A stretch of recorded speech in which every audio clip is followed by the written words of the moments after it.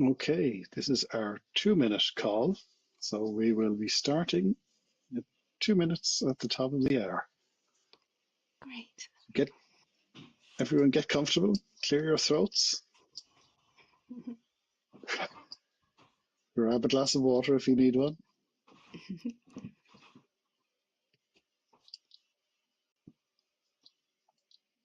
Yay. Good. Comfort is important. Mm.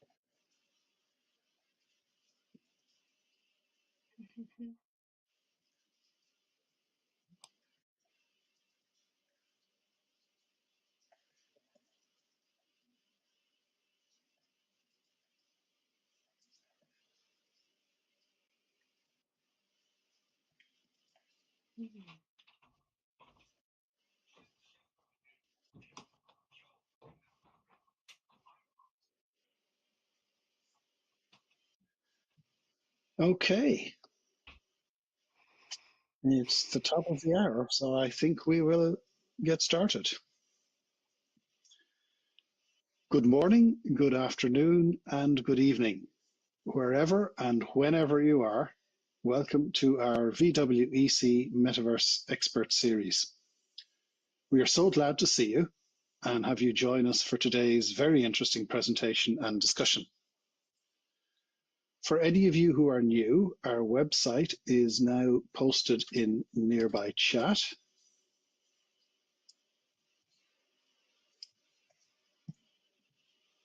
And you can also find VWEC on many of the social media channels. Let me post that here too. We're pleased to offer our expert series presentation in both text and chat. Subtitles are available on our YouTube live stream on the link that I'm posting in nearby chat now. And perhaps Fran has already posted that. You can also find this in the sign in front of our stage. And if you're using live stream, remember it's important to turn off your sound and close your mic in Second Life so there's no unwelcome feedback. I would also ask everyone else to turn off your mics during the presentation, and you can turn them on again for the Q&A afterwards. You should also know that the talk today will be recorded and posted to YouTube, along with all previous expert series presentations, and I'll give you a link to that at the end of the talk this evening. Speaking of signs, we'd like to know how you find out about our events. So please notice our survey plant, which has a quick survey that's really great help to us. And if you would, please fill that out and feel free to send along any comments you might have. So as usual, after our presentation, we will move to the deck for a more informal conversation and social time for those who are able to stay. If you can't stay, that's okay, don't worry. So let me thank you all for joining us for this very interesting presentation, and I'm really happy to introduce our expert speaker for today. Sophia Sakura is a social ecosystems designer whose work explores how people solve problems together through community. Trained in an engineering discipline, she brings a systems perspective to the design of living social environments. So allow me to hand over to Sophia.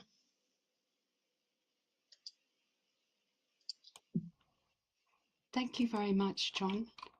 Just move a little bit forward.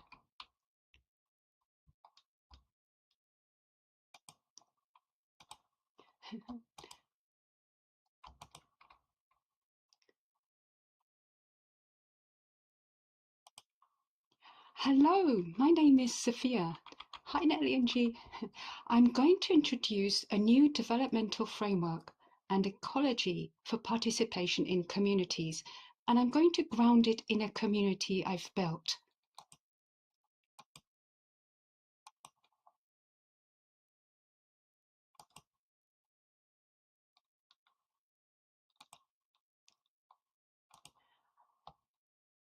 Here's what I'll cover today. First, a brief introduction to myself and my background, then the origin story of the coffee and co-working community. I'll share what I mean by participation in communities and developmental framework in this context. And then I'll introduce the developmental framework for participation in communities.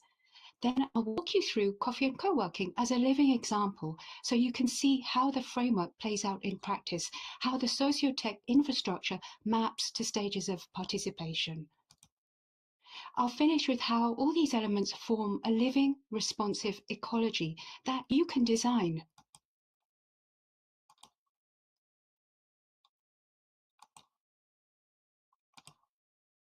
About me, Sophia Sakura. I'm a social ecosystems designer. I have a master's in an engineering discipline, but my true calling has always centered on people and how we solve problems together through community.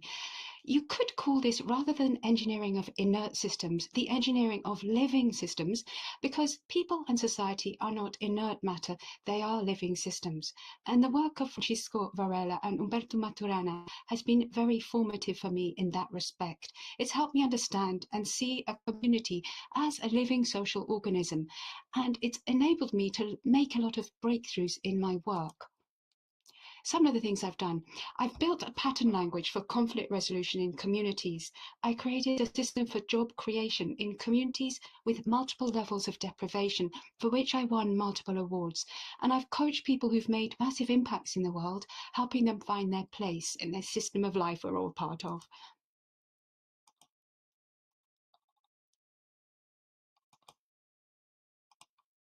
When I first joined Second Life back in 2006, I initially engaged in online collaboration experiments with my peers. But real life got busy, and for a long while, Second Life mainly served as a respite from intense real world work. So for a long time, I kept myself mostly to myself here, me and over 40 kitty cats. In 2020, the pandemic abruptly put an end to my community work in the physical world, and by 2023, I realized I was lonely. I resolved to become more active in Second Life, and I started to reach out to people. I love cafes and conversation, but I did have to work. The idea came to me to work from a different cafe every day. So many cafes were empty, and this might bring them a little traffic, help me meet people, and I'd still get my work done. So I gave up my home and began a new second life.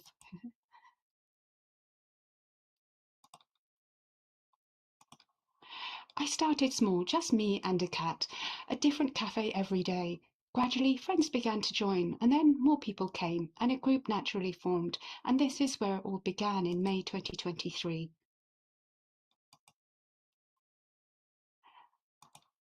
Fast forward to now, Coffee and Co-working is a thriving community. We gather across the grid,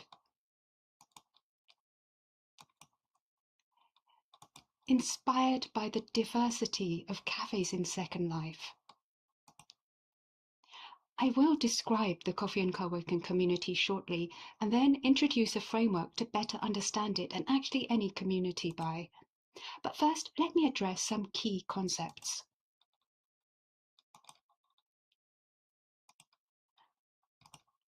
Let's start with participation in community. It can sound simple. People show up, they join in.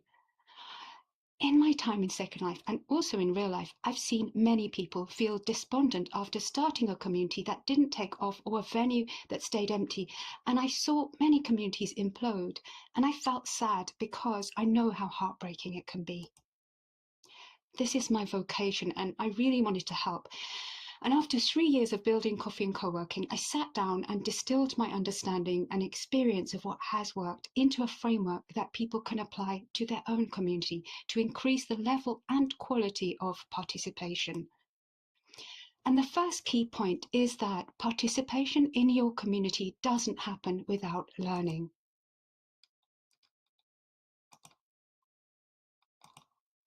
There's formal learning, and then there's informal learning, which happens through observation and experimentation. But there's another important axis, and that is content type. On the one side, domain-specific learning, which in our case involves co-working skills, hosting skills, and how different cafes work.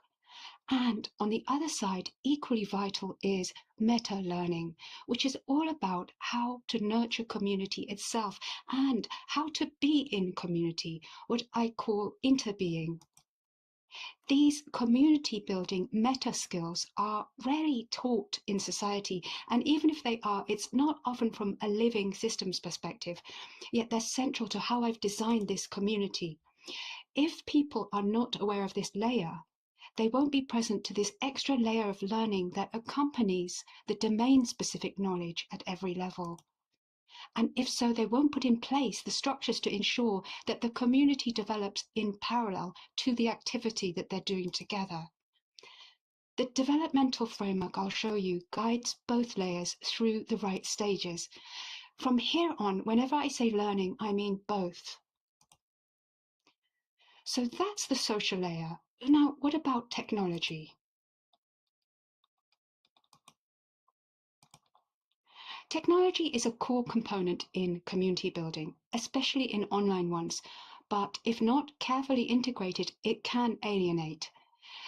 There is now an enormous gap between what technology promises and people's willingness to adopt it. We bridge that gap by creating trust through integrity, which emerges from behaviors such as transparency, follow-through, and healthy governance. This creates the conditions for effective collective decision-making and a healthy uptake of the tools you develop.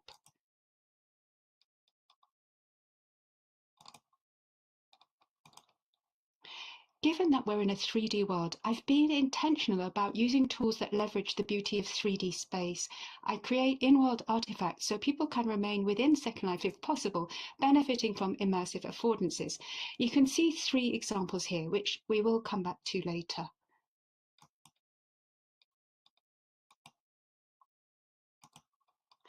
All of these elements, the social structures, the technology, the trust, form an ecology rooted in collaboration and care. I'll come back to that word, ecology, at the end.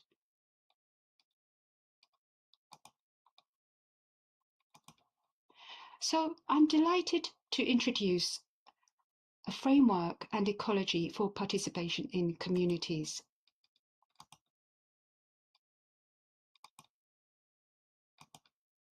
This will be helpful for your own community building.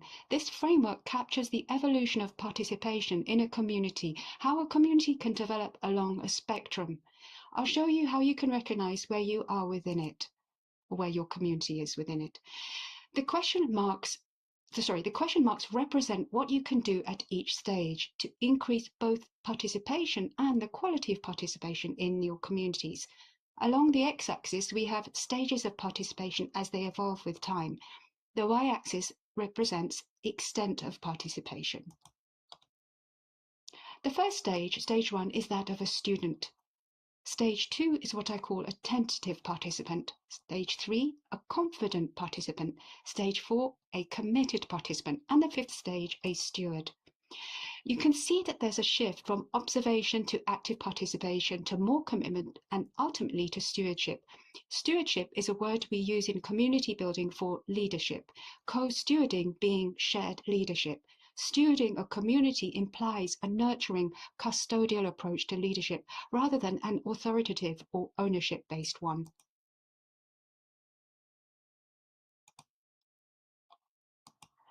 You can look at this both at an individual level and as a community as a whole. Coffee and co-working, as I see it, is currently transitioning between stage 4 and 5. There are a minimum critical number of committed participants, and we are introducing structures so that we can work together to steward the whole. The point to mapping stages like this is to ensure that you've optimized your socio-tech infrastructure to best support and enable those transitions, and also that you do so in a way that delivers on your purpose and the implicit promise of that at every stage. This is a lot, but you do not need to do it all in one go. Deliberate design and then organic application is the key. There will be a healthy pace at which you can do it. Let me first introduce you to coffee and co-working. What is coffee and co-working? Coffee and co-working is a way for people to meet and work on their own thing with the company of others. Body doubling, a term from the ADHD world, describes the calming and regulating experience of simulating proximity through on-screen presence of another person or avatar. Essentially, the presence of other humans helps. It can motivate people to get things done. Sometimes it's just more fun together. And there's coffee.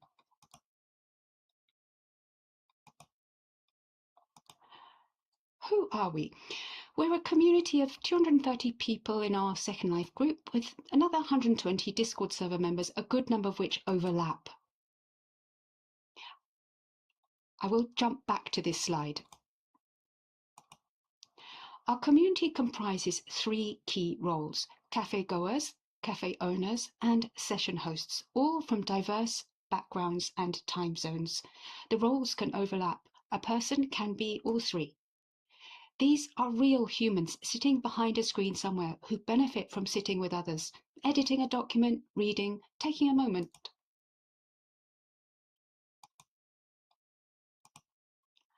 We curate a partially rotating list of up to 50 cafes that we recommend for co-working. Cafe owners who are part of our community and are drawn to our purpose can apply to be member cafes who we prioritize in our venue choices and who remain on our recommended list. Members initiate impromptu sessions and run regular ones. I've developed several tools to support participation for each role, but before I share those tools, I want to ground them in the words of our community itself.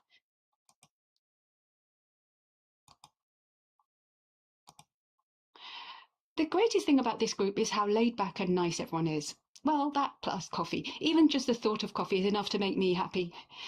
Thank you so much for all you do with CNC. It's such a great group of people. It's such a friendly and welcoming place. I love the non-judgment of this community. There's a sense of being back in the old days when things felt fresh and there was hope. You've inspired us all and built such a warm, inviting community. What these quotes tell me is the design work is translating into lived experience.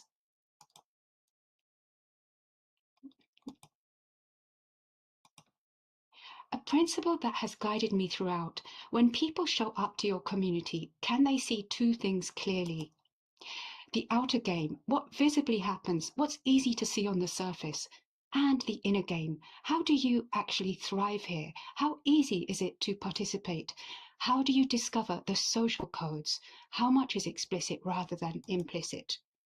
Most humans want to know how to succeed in a system. We have so many examples in society where the path to success is unclear or even deliberately obfuscated. So I asked myself, how could I create a different experience? The aim became to codify what it takes to do well and make that explicit, then socialize that learning throughout the community. What infrastructure can move people from shy to confident in ways that are comfortable and uplifting? Let me show you how I've applied this for coffee and co-working.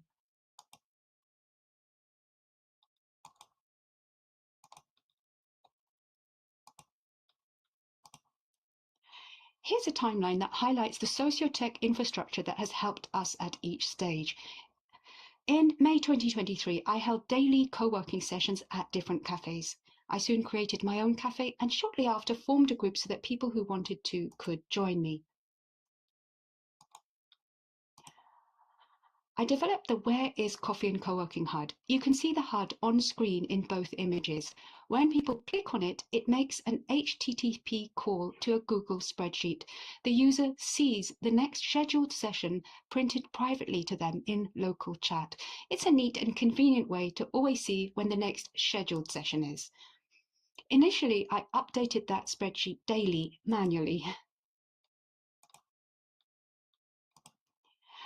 In December 2023, after 7 months of hosting daily sessions and 70 unique cafe visits, real-life work meant I could no longer host daily. I let the community know, which felt hard. But I created a Discord server with bidirectional sync so that Discord members don't need to be online at a particular moment to learn about sessions. I emphasized how anyone could host a co-working, and I encouraged people to.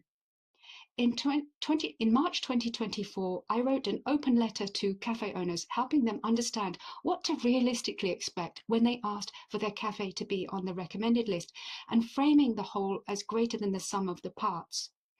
In November 2024, through conversations with community members, we noticed sessions had different atmospheres, some quiet, some social.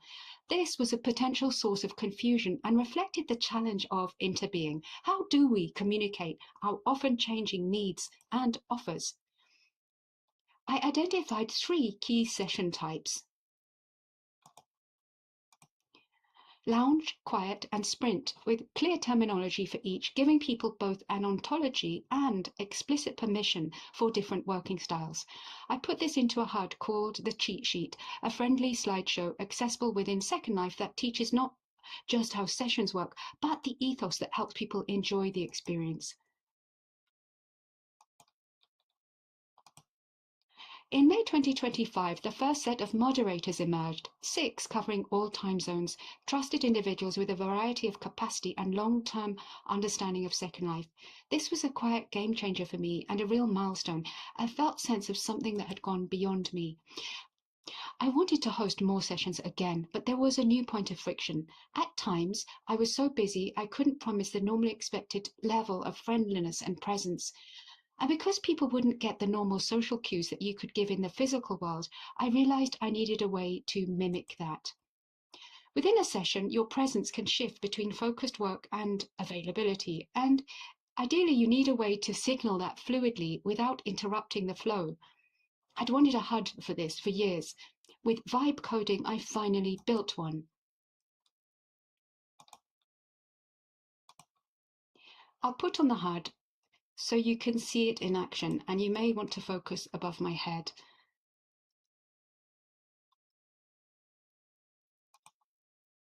So green means I'm fully present and engaged. Yellow means away from the keyboard. Purple is deep focus mode or ghost mode. It's not so much do not disturb, it's more like here's what you can expect from me right now. And for sprint sessions, pink mode, a synchronized timer so everyone can see when the next break is coming or when work resumes. If you're interested in trying it, please let me know, and I will be making it available to the wider co-working community in time and beyond.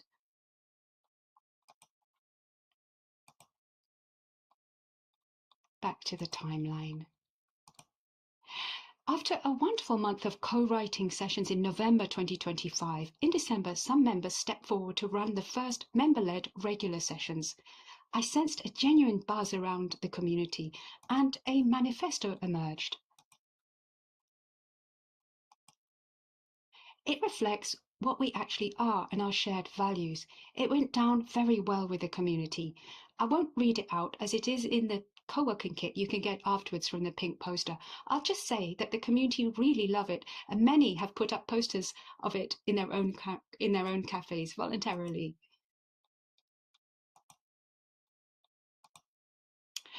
Late 2025, we instigated an automated poster system ensuring consistent messaging wherever newcomers encounter our posters. Previously, it had been enormous work to keep every cafe note card updated. This accompanied the formalization of member cafes, those that feel aligned with our manifesto and have one of our posters at their cafe. The cafes are themselves beloved members of our community. We also extended the notification and reminder system to include those on Discord, supporting member cafes with the heavy lifting around this task. And if you remember the Where is Coffee and Co-working HUD and my manual per event updates, it now automatically updates from our online calendar after each scheduled session ends. In March, I created a group joiner tracking system, enabling us to personally welcome new joiners, which was a very gratifying step. We then ran our first 2 community days, Bond and Brew in April, an opportunity for people to get to know each other beyond co-working, and Behind the Beans in May, a chance for members to be more involved behind the scenes. Both events ran 3 times in one day for Oceania, European, and America time zones. These events were a launchpad to move into shared stewardship so that we can better meet those needs. The next level of needs for the different roles were emerging. This demanded a new structure, and we will come back to this later.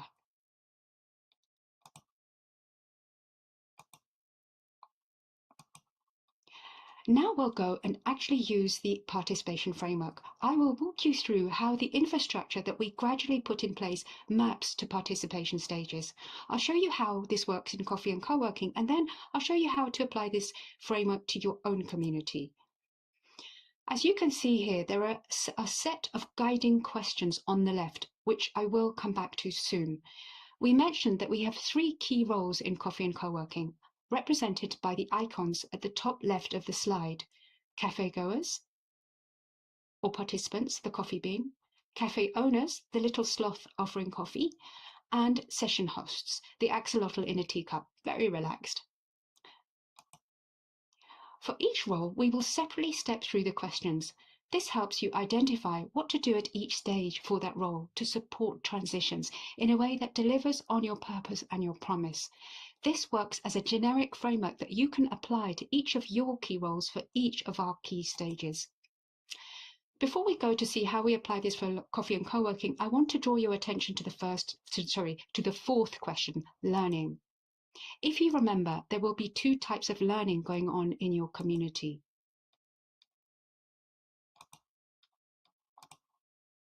In addition to the domain learning in the left-hand column, there is always the community layer of learning.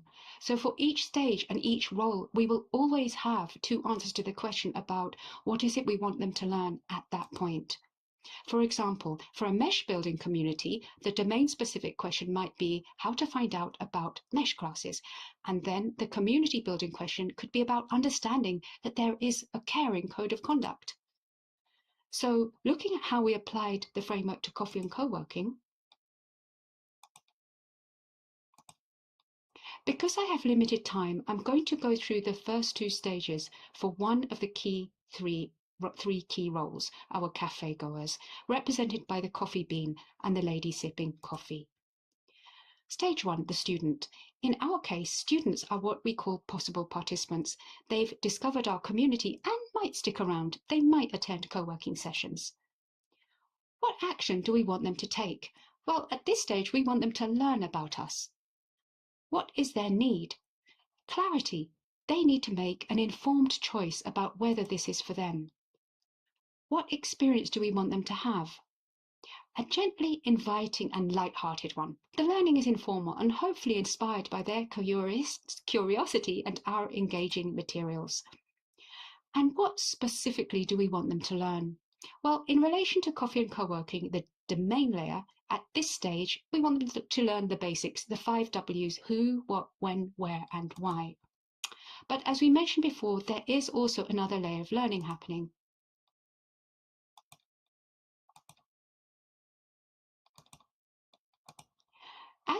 At the student stage, the generic question at this layer is how to recognize community itself.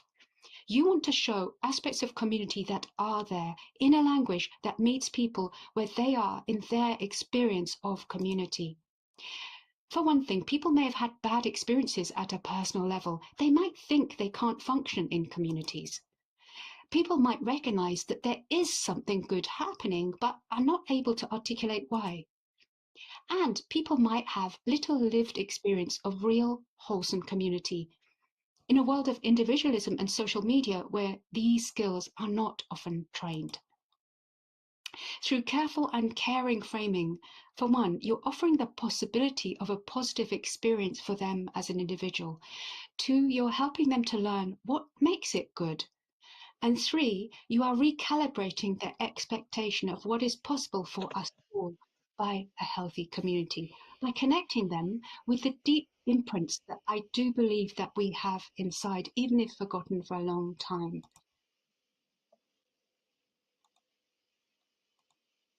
So at this stage, the learning is visualize coffee and co-working, help them recognize the community that is present.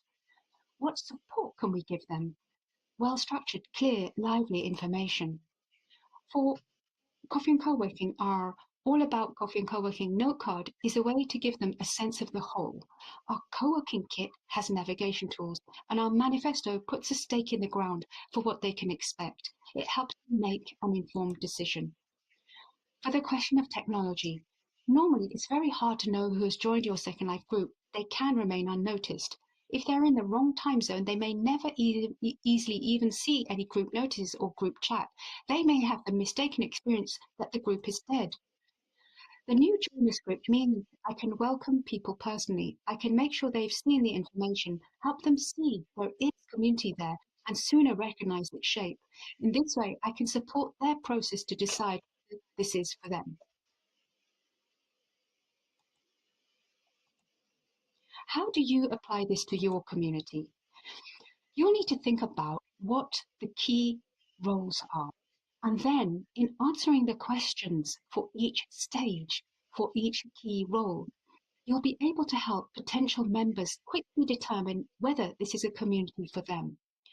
And it will help you identify what you need to put in place to help them as they progress through the next stage, to the point that they feel they belong, and how you can support each transition so that they remain satisfied, and make sure you deliver on your core promise at each stage. For the second stage, the tentative participant, this would be someone who wants to go to a co-working session. They've moved from possible to genuinely wanting to act, but they might feel shy. My goal is to support that first action with confidence. What action do we want them to take? Well, it's to go to a co-working. What's their need? Confidence. What experience do we want them to have? A reassuring and welcoming one. What is the body of learning? Well, there's practical knowledge about how to use the tools and to find the session. And then for the community building layer, they're discovering how to be in this community. We want to make some of that social coding explicit. This way you level the playing field and expand people's capacity to participate. So what support do we offer? Well, practical help to get to a session, and then addressing how to be in this community. Well, we model healthy participation. Our experienced hosts and participants effectively model sessions for newer members. On the technology side, the cheat sheet represents an ontology of session types, helping people understand the language and discover a variety of sessions that could meet their needs. The Where is Coffee and Co-working HUD helps them get to a session. Your artifacts at this stage, note cards, HUDs, and welcome messages, both contain practical information and elements of this community building layer. You're teaching domain knowledge as well as interbeing skills. As people share and discuss these artifacts, they socialize the learning, deepening it for everyone. And as you can see, I've mapped participation stages for our domain. This time won't allow me to go into full detail, so you'll need to do this for your community. But you can do that by answering these same questions for each stage and for each role. And the details will be unique to you. I would like to show you another pattern though, and 3 key points that I think will be useful to you. The first is about rewarding and supporting the extra responsibility. We've gone down with the questions on the left, but I would like to also go across. Across the stages, we have student, tentative action taker, then confident action taker, where people show up to participate in different ways more frequently. They may progress to committed action taker, where they offer regular sessions or initiate something new. Either way, stepping into more commitment, and that commitment carries responsibility, and that deserves a level of support. Secondly, notice that for the learning question, I have only highlighted the community building layer. You'll need to figure out the learning content specific to your domain, but this community building layer is the same for every single role. The community building content follows this same generic pattern as any role progresses through the stages. And one last useful point to be aware of, stewardship, a word we use for leadership in communities as it encourages an ethos that helps people to adopt a nurturing custodial role rather than an authoritarian one. I don't have time to step through the questions for the remaining stages in depth, but I want to highlight the final stage, co-stewardship, where people step in fully with you to shepherd the community together. Substantial infrastructure is needed at this stage, systems for collective governance, decision-making, and so on. I sometimes call this embracing the whole, truly seeing and caring for the community as a unified entity. You can accomplish remarkable things together at this stage. Working through these questions in the framework will help you understand how each stage differs, manage people's expectations, and better deliver on the promise of community.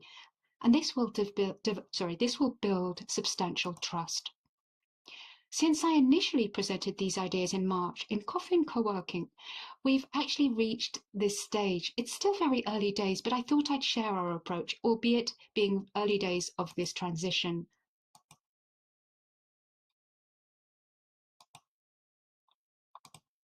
You will remember that I mentioned that the community days emerged the next level of needs. These were, for hosts, a hosting guild to support the newly recognised role of hosting. For co-workers, a buddy system for mutual accountability and support, and a way to get to the full range of cafes. For cafe owners, more discoverability for their cafes.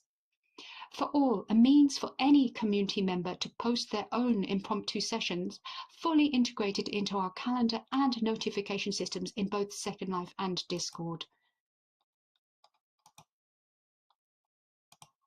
For the new community structure, there will be a watering hole, an open forum for any community member to post ideas for community building. Work moves into small project teams who listen to the wider community at the watering hole. A small team of community stewards support the project teams. This is a big moment of transition for this community. And when there's a jump in activity for the community, a window of possibility opens while things are undefined. That window presents a challenge and an opportunity. The challenge is to align particularly new activities so they work together as a whole and integrate them. The opportunity is to lean more deeply into our purpose through shared meaning and story. Enter Coffee Realms. Coffee Realms is our next step in the intentional shaping of meaning and purpose through a collective narrative. A narrative that will build on our manifesto and define a story world in which our particular activities take place. It will also be a light touch game that sits in the world of our community and ties all these activities together, motivating and encouraging a progression in participation, encouraging people to visit different cafes, to support each other mutually, and as hosts, to develop their hosting skills and more. Our HUD will at this point transition from locating co-working sessions to a community engine. So watch this space.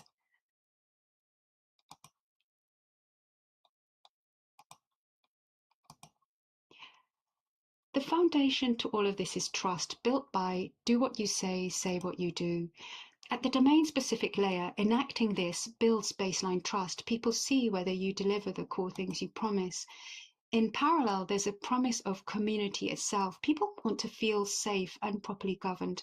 There's trust related to being in community together, a sense that as a community you can travel together. It's never about one single tool. And here's the crucial point. If you've truly brought your community along through trust and a caring and deliberately designed progression in participation levels, you'll have the relational foundation to create the conditions for your community to flourish as a healthy ecology. And that's social ecosystems design. My hope is that this will be helpful in enabling your own communities to flourish.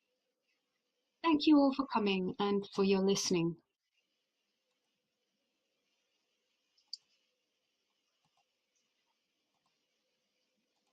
Thank you, Sophia. Yeah, That's my wonderful. last paragraph. Sorry, John, I paused there too long, but I just to say that if anyone wants to talk about these topics, please get in touch because I love to anytime, no matter what time of day, yeah, anything. So thank you very much, and yeah, thank you, John.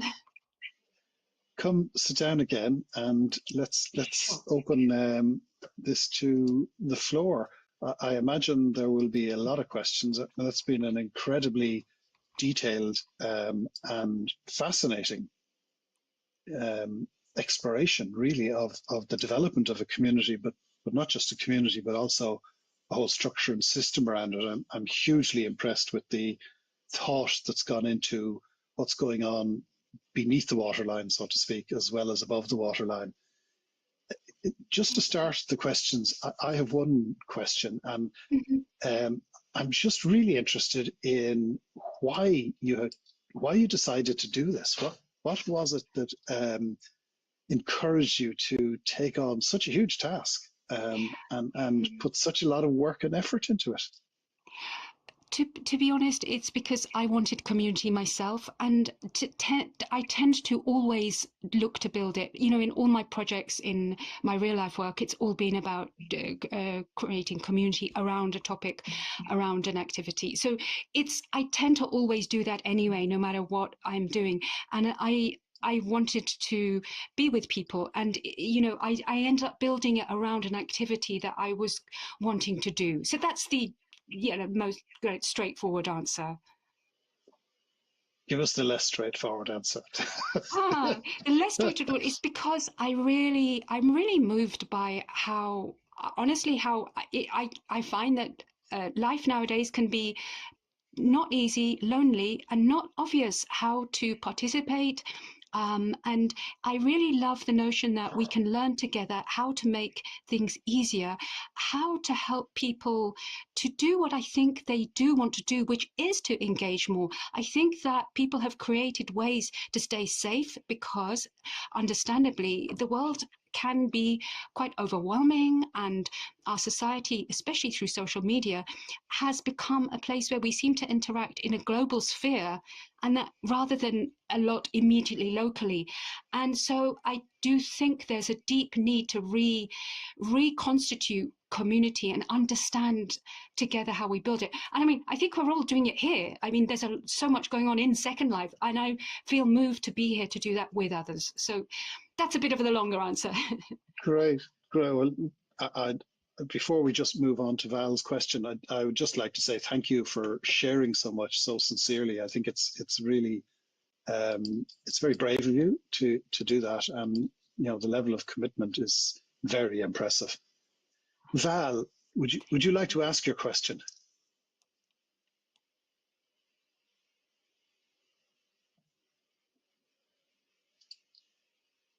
So Val's question is here in Second Life, we have so many communities represented.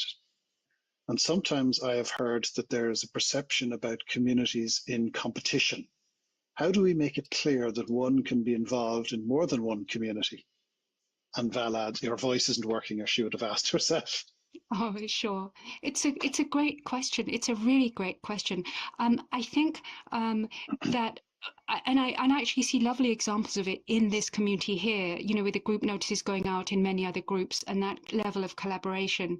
I think, for one thing, in a simple sense, is, you know, modeling participation in multiple communities is a great thing. So for people who run the communities to be clearly active in other communities, you know, sets a tone and demonstrates that level of collegiality and collaboration. And I think that is happening here. I know there's a challenge when you run your own community that it can be so time consuming that it's very difficult to participate in other communities. But I think that then goes to this notion of the sooner that we can have other people come on board and help us, the better. And I've left it in, if I'm honest, a bit late to do that. You know, it's taken me a while to build the structures to involve people. And if I've, you know, a lesson I've learned is to do that sooner. Because in doing so, basically then it's, you know, it's the sustainability that frees ourselves up so that we can then go and model that kind of participation and collaboration. Yes, yes, indeed. Marley had a question. Would you like to voice it, Marley? It's just lovely to bring other voices in. Hello, wonderful Sophia, who I love. Oh, the feeling is mutual. I got confused by the use of the word community and whether you were speaking about all of the CNC cafes as part of one community or each one of them as a sub-community or community. If it's the whole, some of the people in the community have never encountered each other, right?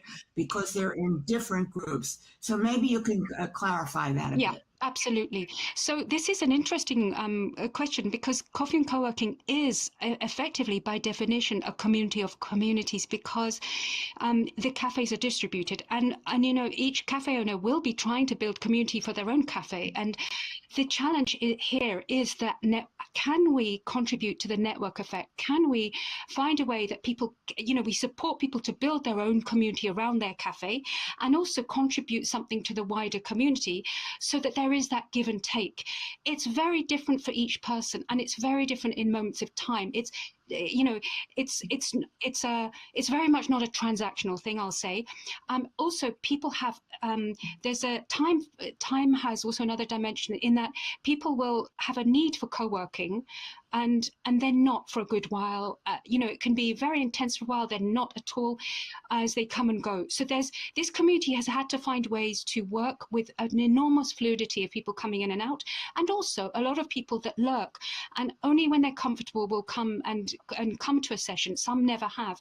But I've been in contact with every single person who's joined, and I know for a fact that a lot of people, and I think this is a very important point, just by seeing a constructive community happening, feel a certain sense of safety. Just knowing that it's there, they feel that they can come if they want to one day, and they often plan to. So it's very important that what's seen, you can know that other people will be very much impacted by that activity that is visible. And so to ongoingly support people to feel welcome, no matter whether they've come and gone or long gone, and have this notion of quite a transient community.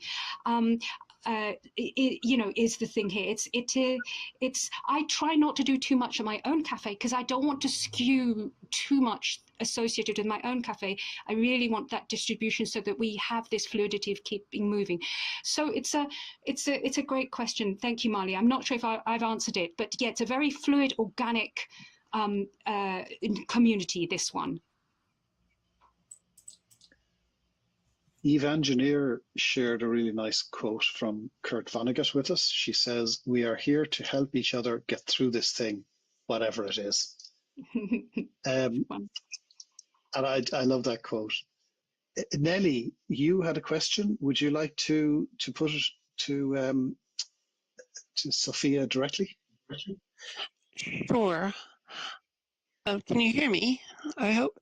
Yes. Yes, Okay. we can hear you loud and clear.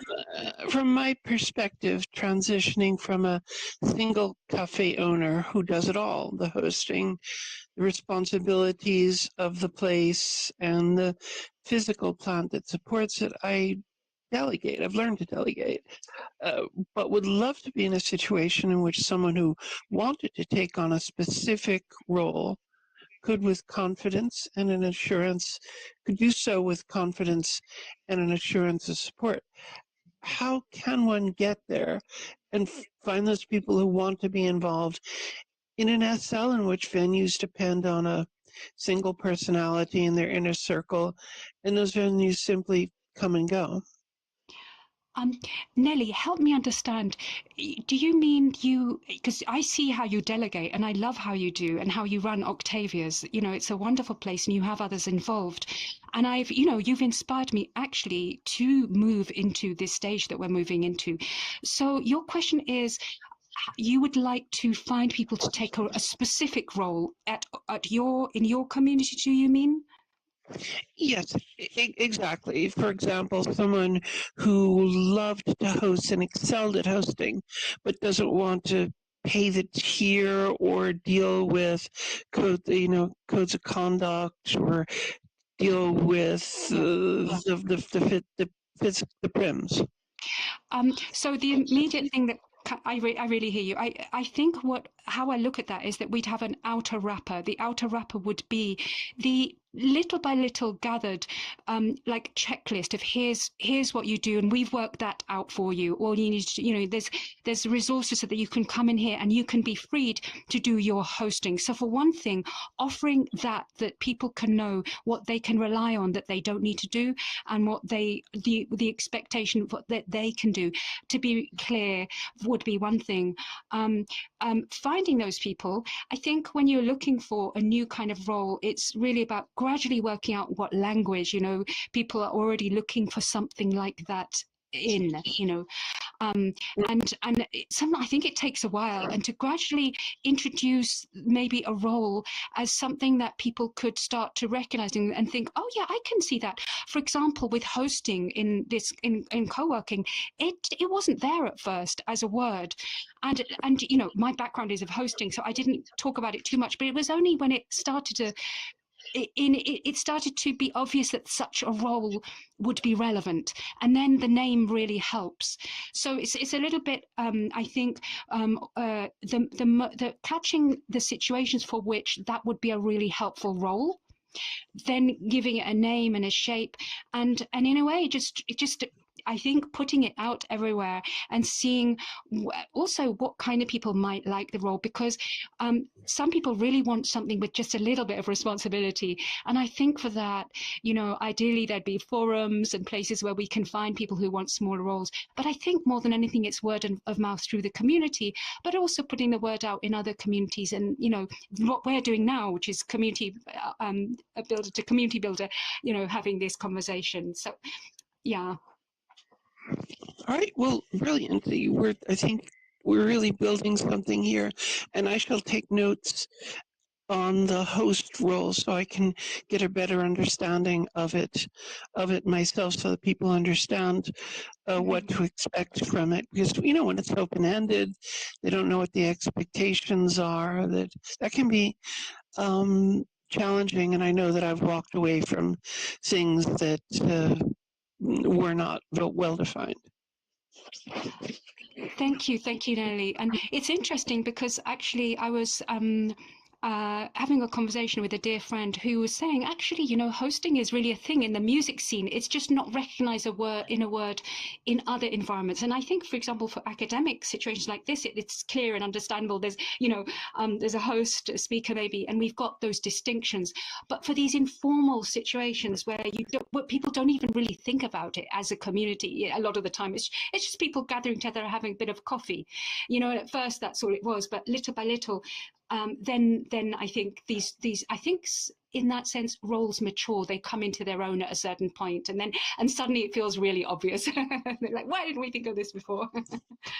Yeah. I know, and yeah, the real. I've been in quite a number of real life co-working spaces. I like to say from A to Z, so from Amsterdam to Zaporizhia, and all of those places, they all have some concept of hosting. The buck stops here.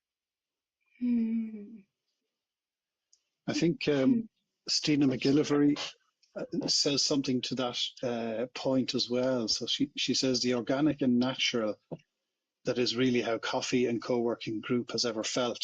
And I think that's really interesting from somebody experiencing it. But I think what we're hearing today from Sophia and also from Nelly is that in order for that to be sustained, it does actually require some hard work by somebody and some real commitment and development of structures. And Eve Engineer says something similar in terms of expectation management can make or break collaborations.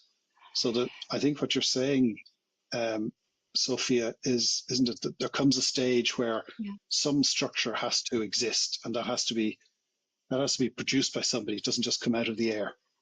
Yes, and I have to confess, I love building structures, and my danger was to try and do that too early, And what I have had to do, and really be patient with that, is wait for the need to emerge from within the community. And for almost everything that I've done, I've waited till I have this thing of like, when 3 people mention it, it's I'll act on it.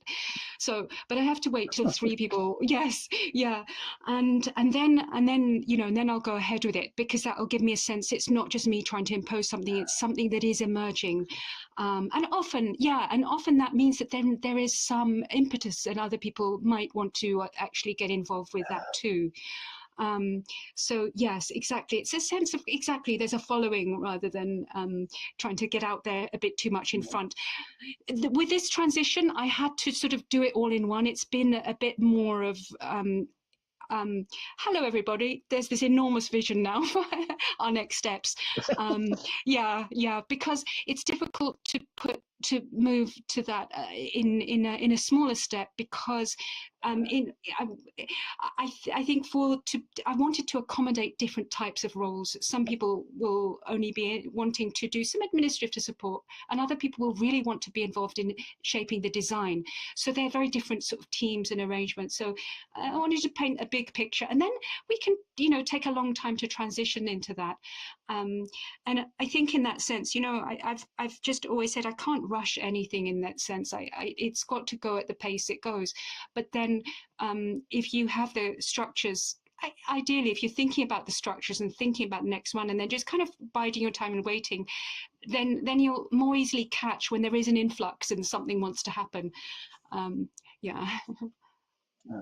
That's a wonderful insight, and I think that's something really useful that you've understood about the need for patience with community, because we often find in communities that there's one person who drives it and who's so passionate about it that they often forget about allowing others to come along. And of course, the whole secret of community is that it is community. It isn't just one person. So that's a lovely insight, and well done. That's really nice to hear, and to have it spoken so that we can all hear it and understand it. Thank you. And another thought came up, and that was just that really validating different ways people show up. You know, some people will show up and they can be quite spiky, but, you know, and I know this will be very familiar to many of us here, you know, but actually it's because something means something to them. And in fact, we can support that activity and help them find their way in. I think it's so much about helping the different kinds of people who come along to find their way in to what we're doing. And hopefully little by little that's an activity that's a distributed thing. And I have seen that. I have seen people pick up on these values. And I do think that when people say it's a great group of people, my honest view is I think if you have the conditions in place, it brings out those aspects of people, and that you know, that our society is full of mostly great people who just want to belong and participate, but it's just it's not obvious how. And so that sense of, if someone shows up and says, I didn't know how to get here, and I say, well, didn't you read the, you know, 7 things I sent you? Well, no, they didn't. They probably didn't, and there's probably a good reason. And so it's so tempting to think, I sent you it in, you know, 7 language, and I, you know, carrier pigeon. That's enough, you know. But actually, I think that you know, can be quite, it can actually tire one out thinking that that you know, that those 7 things can be enough, in the sense that I found it's always amazing to understand what I can't see myself, and I think something is so clear, and then someone says, oh, but it's backwards, and I haven't even seen that because I'm, you know, looking at it from a different perspective. So this sense that we will learn from people who don't have such a good experience of one's community. They're really rich learning, and if we can find a way to work for them, then we can. There's probably something that the potential, I think, in the community lies there as much as we can do. And I recognize that, many of us are doing these things in our free time. This is volunteer work, and it can be absolutely exhausting. And it can be exhausting also when things are going on in the community and things between people are happening and need attention. So I think it is about that balance. But I think in that sense, that's why stepping back and really thinking about, okay, what do we want to aim for together over this next transition, and we have that sort of longer term thing, and then we'll zigzag in our own way to get there, but be thinking, in the sense of like the potential for it together is just a lovely thing to do as a community together, to dream a bit, to give ourselves that chance to dream a bit, and then also, then let that rest and give it time. Well, look, we're coming to the top of the hour. I think those are lovely sharing ideas to wrap up the formal part of this event with. So, Sophia, I want to thank you so very much on behalf of everybody here for sharing so generously your experience and your thoughts, the mistakes that you made and the things that you thought you might do as opposed to what you learned was probably the best way to go ahead. And it's really so much appreciated that you shared so generously with us today. So please join me, everybody, in applauding our speaker today. Thank you so much. Thank you, John. Thank you for your hosting and your great questions also. And thank you to the audience, to everyone here, for your very warm, supportive comments and all the great commentary. I'm going to really enjoy reading the chat properly afterwards. Thank you. Thank you also to Val and Ellie and Fran and the team here, because, you've been very, very supportive. And it's been it's been an honor both times. So I just appreciate very much what happens here and that we can learn with each other on all these different topics. Thank you. So in closing, can I thank all of you for attending today also? And just a reminder that you will be able to find the recording of today's presentation on the VWEC YouTube channel, which I've just shared the link to. If you would like a copy of today's slides, you can get them on the board on the side of the deck. Look for the sign for this presentation.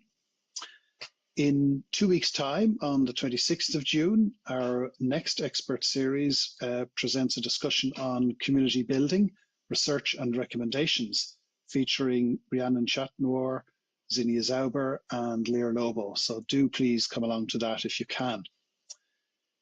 VWEC is also pleased to invite you to the Community Fair, which runs until August the 15th, and that's on the island just behind where I'm sitting. So please do drop in when you have time and see all the things that are on show there, which are equally fascinating. Please also know that we welcome new volunteers to help VWEC, which is open to anyone interested in teaching and learning in virtual worlds. And if you are interested in volunteering, please contact Val Librarian, Ellie Pinion, or Sumoon Magic. To see all the events, please check out the VWEC Plaza events calendar. And I'm going to share a few links with you now to all the various social media and other places where you can get some information about what we do. And you can save that chat if you like. And finally, please join us for our Friday happy hour at the other end of the deck for an informal conversation or Q&A for anybody who can stay on. I know that this is quite late for some people, particularly those in Europe. But if you can stay on, let's walk over now to the other side of the deck and have some social time. Thank you, John. Thank you, Sophia. It's been a real pleasure and really interesting. I don't know if you can stay. I know it's a little bit late this side of the pond. Sure, I can.